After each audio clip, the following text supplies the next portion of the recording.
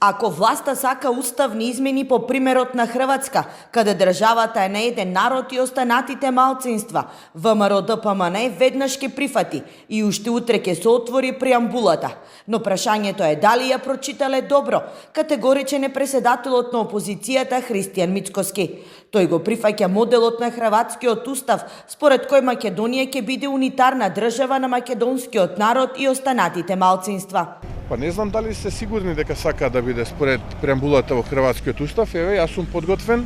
Ако е тоа формулата за успех, уште утре да ја почнеме процедурата, да биде Македонија држава на еден народ и на малцинствата во неја. Еве, ако сакаат, уште утре да ја отвориме преамбулата на Македонскиот устав и да го направиме тоа според Хрватскиот терк, само да не се каат после тоа, да не речат некои други етнички заедници, па да речат не било баш така како што не кажуваат. Инаку ако сакаат, еве според преамбулата во Хрватскиот устав, веднаш да, не знам дали ја прочитале, не знам дали виделе или така на памет само се кажуваат, но еве ние како ВМРО ДПМН одма прифаќаме. Таква уставна измена одма прифаќаме.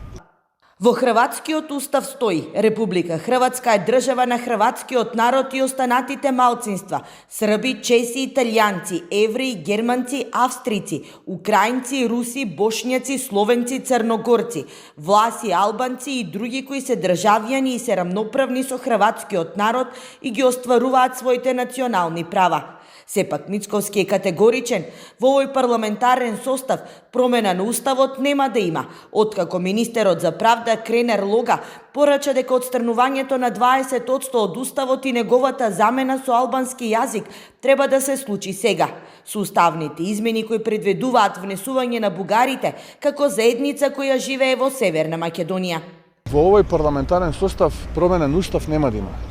Инаку лидерот на ВМРО ДПМН денеска во рамки на активностите промените на дело, заедно со градоначалникот на Штип направија увид во градежните активности, изградба на конзоли на река Отиње и асфалтирање на неколку улици во штипската населба Дузлак.